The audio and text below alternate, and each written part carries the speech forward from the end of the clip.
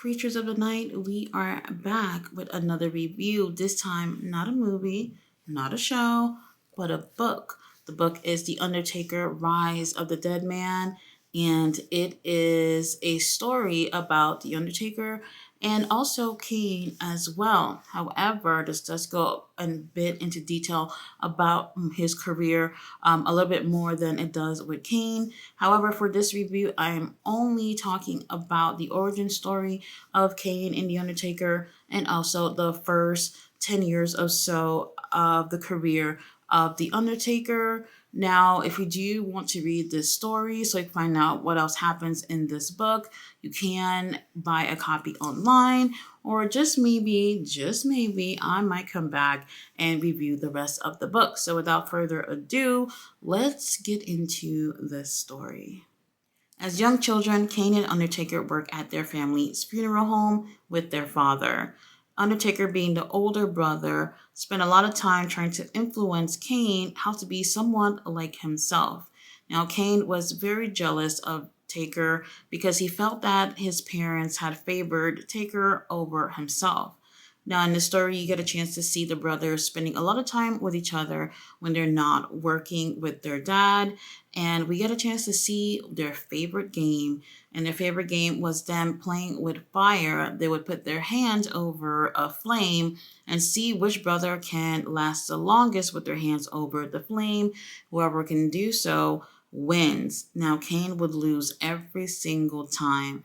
And one particular time, he is so upset that he decides while everyone is in their rooms in bed that he's going to go practice to see how long he can keep his hand under the flame.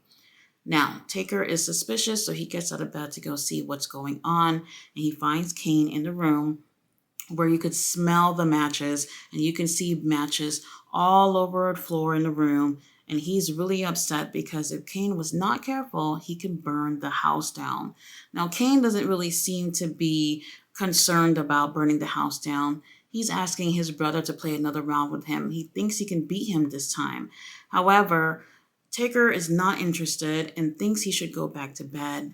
But before they can even leave the room, here is Dad coming into the room. He is upset to see that they're playing with fire in the home. He tells Kane to go to bed, and he yells at Taker because he's the oldest. And he tells him to go outside and get a switch. The both of them are getting an ass whooping. Now, Taker goes out to the woods, and he's looking for the perfect switch, and he chops it down with an axe. Meanwhile, he doesn't see this, but the house has caught on fire. And from a distance, he looks back home and he can see smoke and flames coming from home direction. So now he is running back home and he's thinking Kane must have started a fire. Now, when he gets close in front of the home, he sees the entire home is engulfed with flames and firefighters trying to put out the blaze. But unfortunately, the whole home is covered in fire and there's nothing that they can do. And he had never imagined that a little game that he would play with his brother would end up causing the life of his entire family. So now 5 years has passed since the fire, and Taker has found himself working with Paul Bear at his funeral home. Now, Paul Bear did take Taker from an orphanage, and he treats him like shit. But Taker takes it anyway because he has nowhere else to go because he has no family. Now, he doesn't know much about Paul, and he doesn't know that Paul is having financial issues until one day a man comes in saying that Paul owes a wealthy, powerful family a lot of money, and they want their money now. Now, Taker's in the room, and he's listening, and the man is so upset, and he says that children shouldn't be in the room, and ends up striking Taker in the face, and he falls onto the ground. Then he proceeds to threaten Paul Bear and tells him that if they did not get their money, that it will burn down the funeral home. Now, Taker is triggered by this comment, and he grabs the man and starts attacking him and throws him out the window.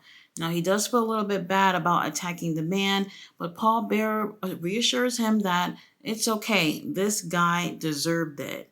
Now, Paul realized that Taker is strong and big and that he might be useful for something. So he sets up a home gym in the basement of the funeral home and have Taker work out and train for fighting. Now Taker is not interested, but he has no choice but to do this because Paul Bear has given him a home to stay.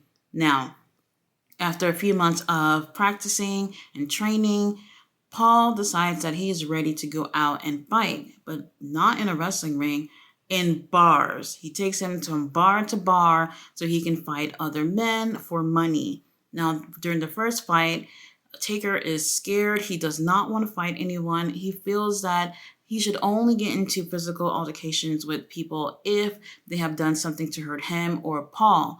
But Paul tells him that if he doesn't do it, that they will not get any money to help sustain their life. So now Taker feels like he has no choice and he goes out and he has fight after fight almost every night and he's winning and they're making a lot of money.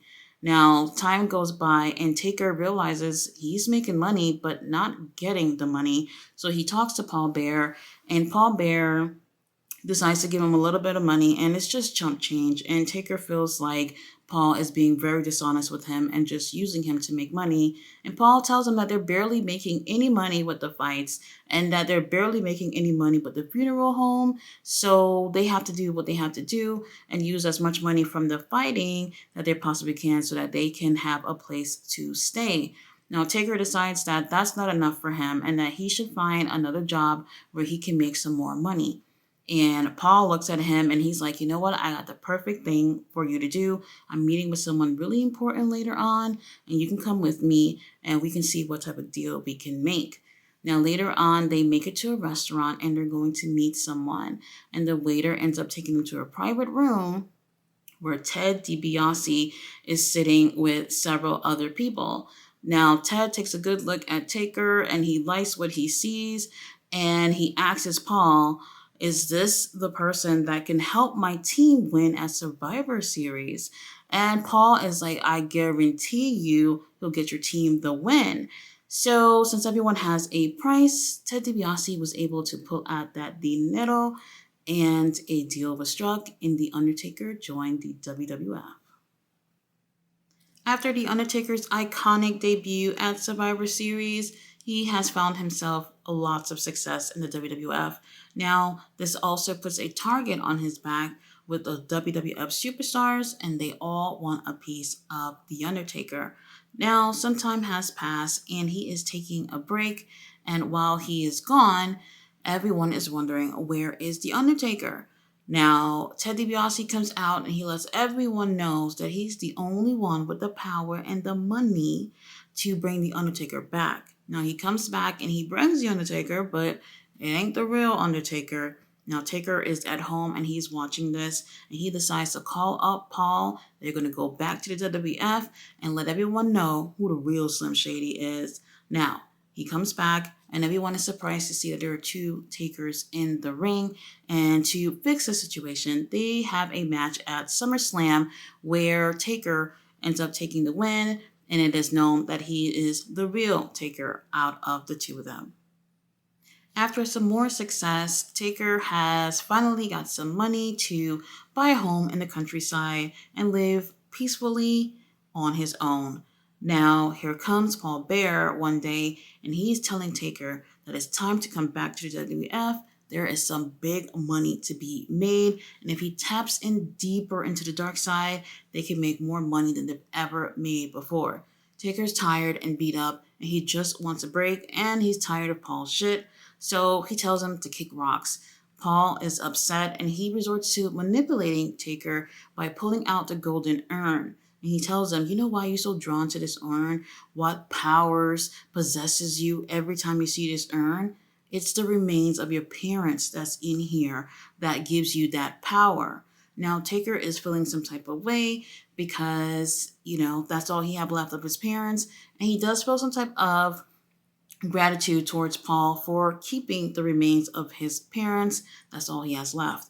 Now, Paul, he's a little bit upset because he's realizing that as Taker gets older, it's becoming more and more difficult for him to control him. And he's looking for someone else to cause chaos and destruction in the WWF. Now, The Undertaker returns and he is dominating once again. However, there is a new enemy on the rise, Mankind. Now, Taker doesn't realize this, but Paul Bear is secretly taking a liking to Mankind and he is interested with working with him. Now, one particular night while Taker is in the ring with Bradshaw, here comes Mankind interrupting that match and attacking Taker. Now, for quite some time, the feud between the two of them is definitely getting heated, and they end up having a match at SummerSlam in a brawler room brawl. Now, in order to win this match, you do have to possess the urn, which is being held by Paul Bear, and he's in the ring. Now, just when it seems like Taker is going to take the win, Paul betrays Taker, and Mankind ends up winning this match. And Taker is feeling hurt and confused, and he feels that he has lost yet another family member, and he wants revenge. And what better way to get revenge than to have a buried alive match? Now, Taker puts a beat down on Mankind, but he doesn't just want revenge on Mankind, he wants revenge on Paul as well. So he shifts his focus onto Paul. But how does this match end? Now, it ends up taking several WWF superstars to help Mankind bury Taker in a shallow grave. And unfortunately, Taker loses this match. But although he loses, this becomes one of the most iconic images in professional wrestling and also in his career, where Taker hand rises through the grave and he is wearing his iconic purple gloves, showing everyone that the Deadman is immortal. Although Taker did lose that match, he was free of Paul Bear. Now he can live his life somewhat peacefully. Now some time has passed and Taker is getting ready for his Hell in a Cell match with Shawn Michaels, which a lot of people do say is the greatest Hell in a Cell match of all time. Now, here is Taker getting ready for his match at home, and Paul Bear pulls up. And he's like, look, I know you getting ready to do this big match with HBK, but if you need somebody on your corner, I'm your guy. Now, Taker is looking at him like, oh no, you fucking lying. No way. Now, Paul is not taking the rejection smoothly, and he is letting him know that he should be grateful for all the things that he's done for him. I mean, his ass could have been nowhere had it not been for him getting him out of that funeral home. Now, Taker does not like that he's throwing that out there, and he says, if you don't get the hell off my property, I'll shoot you. And Paul Bear leaves, but he has something up his sleeves. It is now Bad Blood 1997, and we are getting the iconic Hell in a Cell match with Undertaker and Shawn Michaels. Now, Undertaker hits him with a devastating chair shot to the head, and it just looked like all he needs to do is deliver a tombstone pile driver for the win.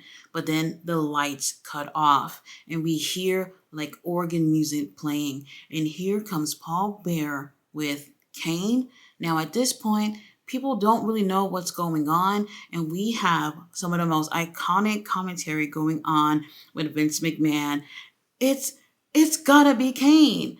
So iconic. So Kane and Paul make it to the ring, and they're standing face to face looking at each other, and the Undertaker had presumed that his brother had been dead for years, and he is absolutely shook to see Kane standing in front of him. Now, Kane delivers a tombstone pile driver and walks out the ring. Shawn Michaels does what any other smart wrestler would do, get on top of their opponent and hope the referee counts to 3. And we get the longest 3 count in professional wrestling, and HBK takes the win. And what is the Undertaker going to do about his brother now? So now Taker has been looking for Kane, and he ends up finding Kane at Paul Bear's funeral home. He just wants to talk. Now he tells Kane that he doesn't want anything physical, just want to talk about what's been going on. And Kane is really upset and tells him that he has been in a mental institution for years. Where was he when he needed him the most? Now, Taker lets him know that ever since the fire that he caused, he figured that he had been dead alongside his parents.